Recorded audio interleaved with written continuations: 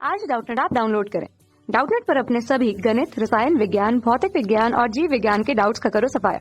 बस प्रश्न की फोटो खींचो, एक ही प्रश्न को क्रॉप करो और तुरंत वीडियो सोल्यूशन पाओ।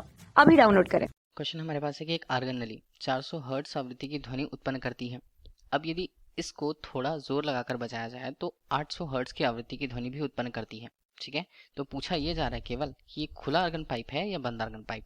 ठीक है, तो अगर पहले बताया गया है कि हमारे पास एक आर्गन नली का, हमें ये नहीं पता कि वो दोनों सिरे से खुला है कि बंद है। ठीक है, किसी एक सिरे से बंद होगा तो ये हमें नहीं पता, तो आर्गन नली केवल दी गई है।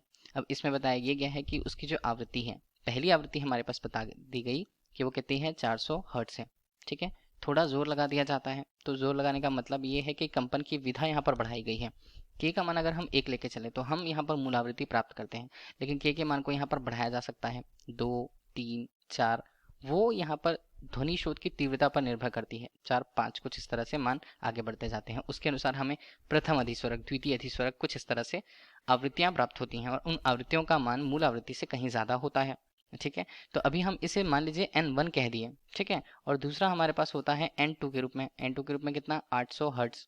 ठीक है, तो ये किस में होगा, किस में संभव होगा।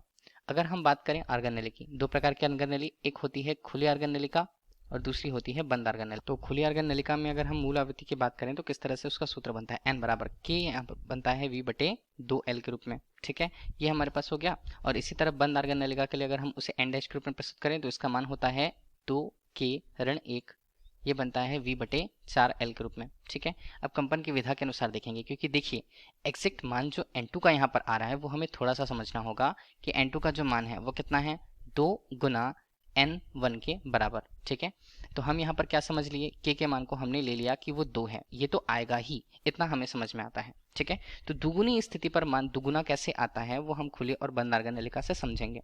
अभी हम यहाँ पर क्या करें, के का मान 2 रख करके देखें।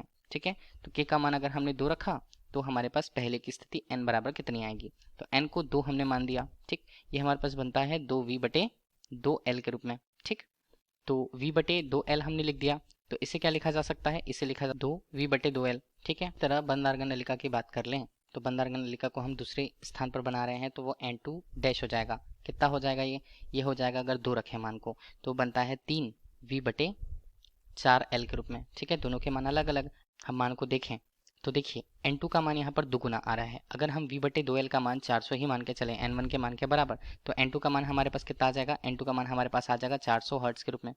400 हर्ट्ज गुणा हम करें तो 2 हमारे पास हो जाता है, तो N2 का मान कुल मिलाकर के कितना, 800 हर्ट्ज। ठीक है, खुली आर्गन नलिका के लिए हुआ। अभी हम यहाँ पर देखें तो N2' का मान देखें तो वो कितना हो जाएगा, 3 यहाँ पर होता है, 3/2 हम ले लेते हैं और V/2L हो गया हमारे पास, तो ये मान कितना बन गया, ये हमारे पास 400।